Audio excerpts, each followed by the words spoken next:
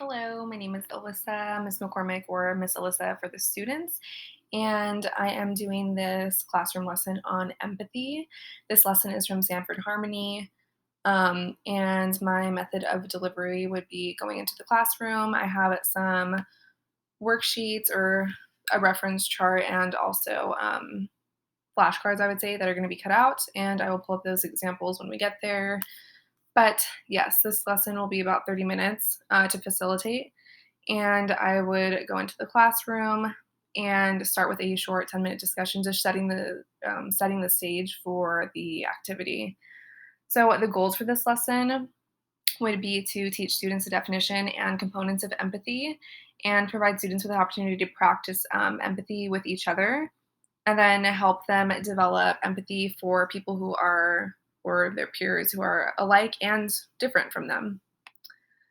So I would start with a discussion on why it's important to understand other people's feelings and points of view. So I would ask them why they think that's important. Hopefully, I would get some answers like, so we know what they're going through, it's easier to relate to them. We know how to support them, people can feel understood. And then we want to be understood too. It's easier to understand people when we've been in that same position that they're in. Also, so we don't hurt their feelings. We want people to understand us, like I just said, and then we know how to make friends with one another.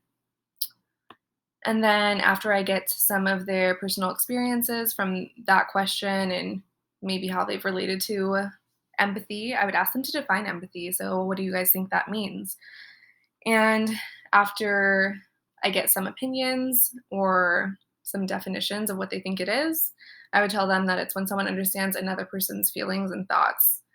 And then I would next ask them to describe when they felt empathy for someone. So, a situation where maybe mom, dad, sister, brother, aunt, uncle, whoever they live with, or whoever kind of watches over them, when they felt empathy for them. So, maybe one night or one day after school, they come home, they see mom or dad upset, maybe they're crying, and you feel for someone, especially when you see them hurting.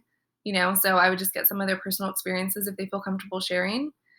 Um, and then I would say that if we have empathy for someone, we respond to that person in an understanding way.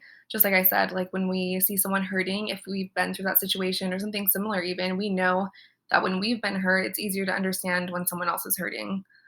Um, So now I'm going to pull up one of the, not a worksheet, but a chart, a feelings chart. Okay, so just before we start the activity, go through this feeling chart, and this kind of gives an idea of what someone is feeling just based off of their facial expressions. So we have this first face, we see that she's smiling, she looks relaxed, and we obviously know that that feeling is a result of being happy. So here are some clues. The eyes sparkle, wrinkle under the eyes, smile, and laughing. So it's safe to say that she's happy. Or when we see someone else looking similar to this, that they're happy, they're having a good day, they're in a good mood. All right, moving on to the second one. And I would cover up these and just ask the students what they think this feeling or emotion is that is tied with this facial expression. Um, So we can see that this person is obviously not happy.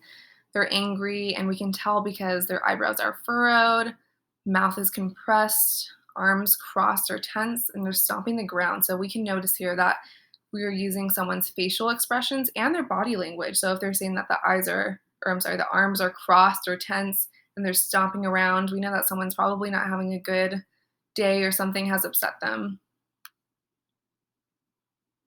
Scrolling down here, we see that this person has wide eyes, open mouth, and they look like they are surprised.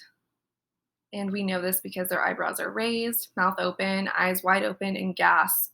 Again, not just going off of their facial expressions, but maybe the noises they make, their body language as well.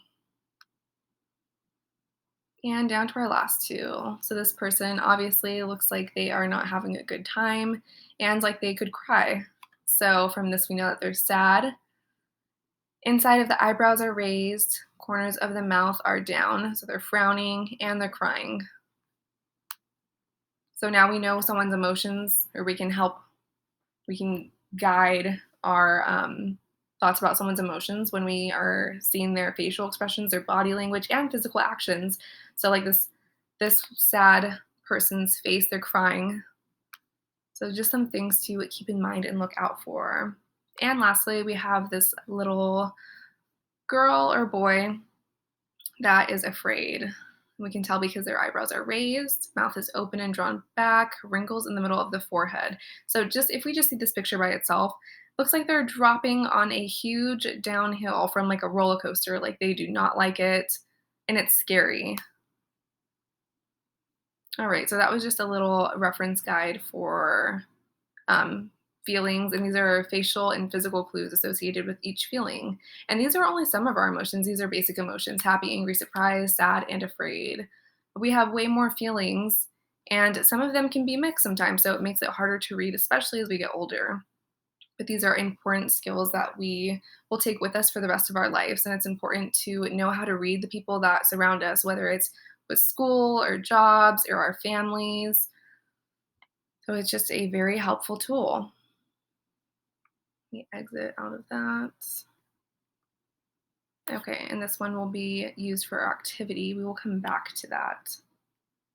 So, people can have different perspectives when faced with the same situation. So, has anyone ever been in a situation where they didn't do well on either a homework assignment or a test, and they might be really upset by it? They might be crying, they might be frustrated, they might be angry, and then maybe a classmate gets the same exact score as you, but they're just like, it's okay, like, we'll do better next time. Or it's really not that big of a deal, it's not the end of the world.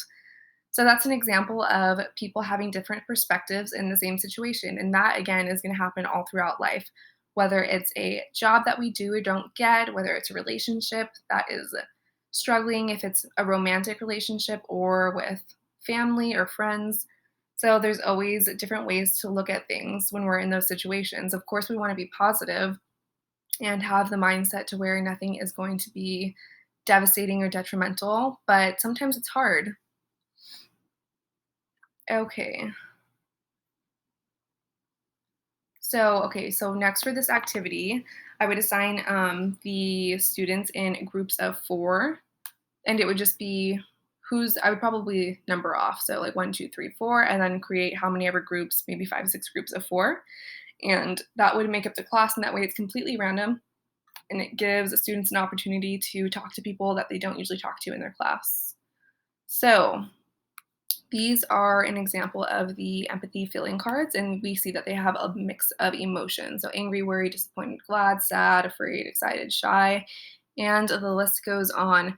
So I would cut these out and put a stack on each group's desk and ask them to remain face down.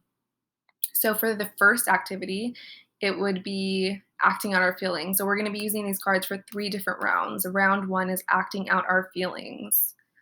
So students will take turns picking out one card, and the cards are going to be face down. They're going to act out your emotion that you draw from your deck of cards or emotions. And then you're going to act it out with your group within our groups, so your 3 other teammates, until they guess your correct emotion. Now, when we're doing this, I encourage you guys to use your facial features. So, like they talk about raised brows and frowning and all that stuff. And we can also use our body language. So we can cross our arms or we can stomp our feet. And then also, this last one is a little hard, but if we have some good actors in the class, you can cry, you can just show how excited or whatever emotion you get. So we want to use all 3 of those things, and whoever guesses the feeling first, we can go ahead and take a seat so I know when each group is done. So we're going to go one player at a time. So everyone choose one person from your group who wants to go first, draw a card, everyone else can sit down. The one person who is acting it out remains standing until your emotion is correctly guessed by your peers within your group. So I would give them about 3 to 5 minutes to act out their first emotion. And then, just assuming everyone has their emotion already acted out and everyone gets it, we would ask them to briefly describe your experience. So, for example, I would say, Mr. whatever one of the students' name is, like, how did you feel about acting out your feeling? And as we go around, they should start to notice that some feelings are harder to act out than others. So ask them their experience, briefly describe it, what feelings came up, what clues did you give to help get your emotion across, and just do a short discussion on that, acting out their feelings. And then next, we would move into round two, which is describing situations and feelings, or sorry, is describing situations for feelings. So again, we'll have another student from their same group pick out one card. The cards will remain face down, and whatever card that the first student drew, we'll throw to the side. We won't use that one so we don't have the same emotion being acted out. And we will say or we'll have the students pick a card and we'll have them describe a situation where they have felt that feeling. For example, if I pick a card and it is afraid, I would describe my situation where I felt afraid. So, for example, this is kind of a random one, but if I said, one year during Halloween, my family and I went to Not Scary Farm. And as soon as I walked in, I felt afraid, and there were people coming up to me and trying to scare me, and it worked. And then my family was laughing at me, and it made me feel even more afraid. So it can be something as simple as that. Or you can take it to another level, maybe our first day of school coming into fourth grade. Just saying, I didn't know what to expect. This is the first year that I didn't have a friend in my class with me, got separated from maybe my brother or sister. I had a new teacher at the school. So we can say I was afraid for that because that can be scary. So, and again, people's perspectives are different. So what's scary to you may not be scary to someone else, right? Okay, so once someone else describes that situation, I would ask them if anyone else had a similar experience or situation. So, trying to build a community where everyone feels like they can relate to a scenario. And it's okay if only one or two others can relate, but the idea is that we all feel a sense of community and connection towards one another so that no one feels like they're going through or have gone through anything alone. Okay, so next I would ask them to, were your feelings or perspectives similar to any of your other group members? So taking away from the group that we maybe don't always talk to, or maybe we got lucky and just grouped with some friends or a friend. So it makes it a little easier to do this activity. But for everyone else, it's nice to know that people that we don't always associate or talk with in our class have gone through a similar experience. And then, do you think it's easier? I would ask them if they think it's easier or harder to relate to people when they've had a similar experience to you, and if it's easier to get to know them better too. All right, after that round, I would take 2-minute break, get some water, walk around just to refocus our attention, and then we would come back for the final round. So, round three. So, as in round two, I would instruct the students to take turns picking up a feeling card. So, a whole new member of the group. So, the other ones who have already participated, this will be someone new. And they would take a card and they're going to be responding in understanding ways. So, for example, if I got bored as my emotion, I would have someone else in the group understand in respond in an understanding way to being bored. So maybe ask, why are you bored? Well, are you not interested in the activity we're doing, or is your mind somewhere else? That would be a good way to be understanding of someone being bored, right? So, and maybe if they're bored, we can think of a way to make the activity more exciting. Or maybe they're just off task and their mind is in a different place. So ask maybe if they want to talk.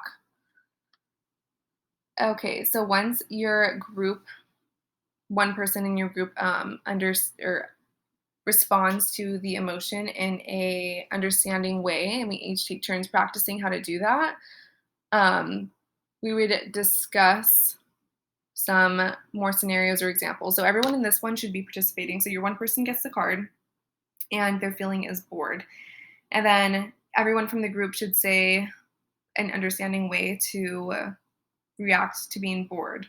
So bored is kind of a harder emotion, but obviously if someone's nervous, there's multiple things you could say, like, "You'll be okay. No matter what happens, the outcome will be fine." Um, Maybe encourage like a breathing technique, like a deep inhale through the nostrils and then an exhale through the mouth. So maybe if we do some breathing activities, it would help calm the nerves. And then someone else from the group would say, um, "You're going to be so good at this, there's no reason to be nervous." So something as simple as that, just an understanding way. But for example, if someone is nervous and then give me an example of like a not understanding way, we would say like you should be nervous or you definitely didn't prepare like you should have. So you have reason to be nervous. Those are not understanding ways, right?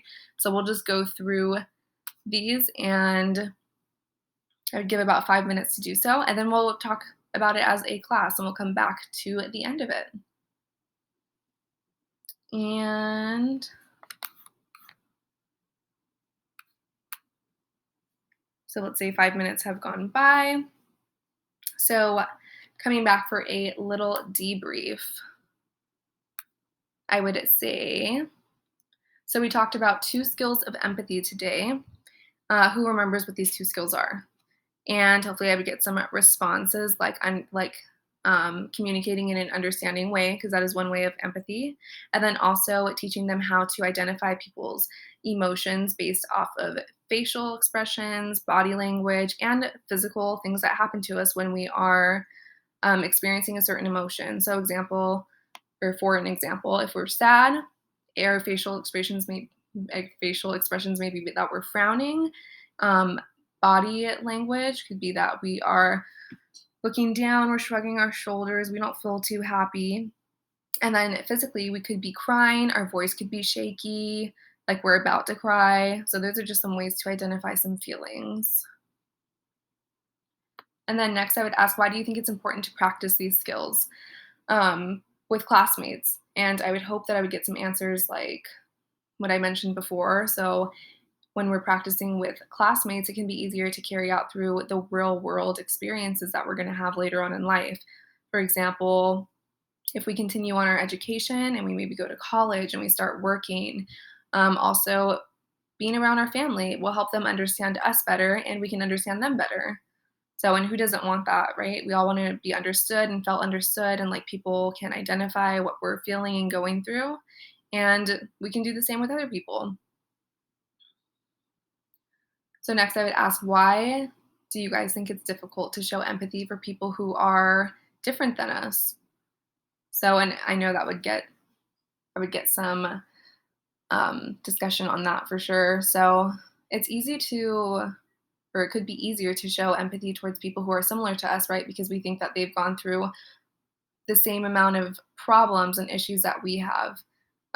Whereas other people we know have gone through less, so we maybe feel like they can't relate as much. So, for example, if we have divorced parents, we can maybe relate to people who also have divorced parents. And then maybe people who, it's almost like people who play sports can relate to people who also play sports. So, little things like that, it makes us easier to relate when we have some common ground.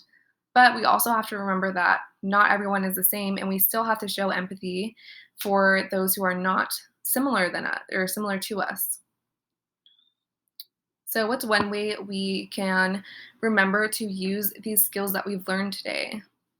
And I would hope I would get some answers like looking at face expressions and um, the way we are, I don't want to say acting, our body language, sorry. So if we're like stomping again, or we are shaky, listening to people's voices.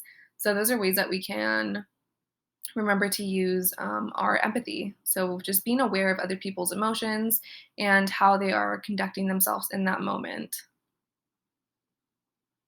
And then finally, I would ask, what can we do if someone doesn't respond in an understanding way towards someone in this class?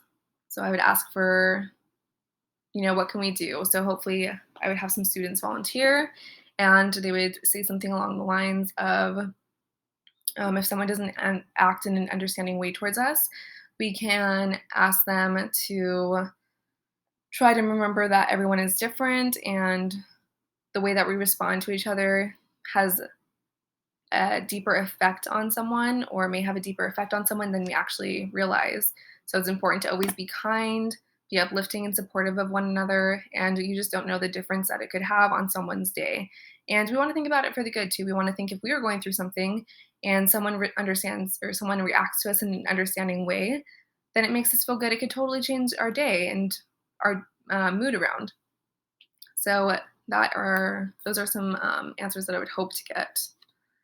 So the lessons of this goal, I hope were achieved and that they would be able to identify and use empathy towards one another and understand people's feelings and read people's feelings a little bit better after today's activity with the empathy game cards. And I hope it was fun and interactive. So, yeah. All right. Thank you guys.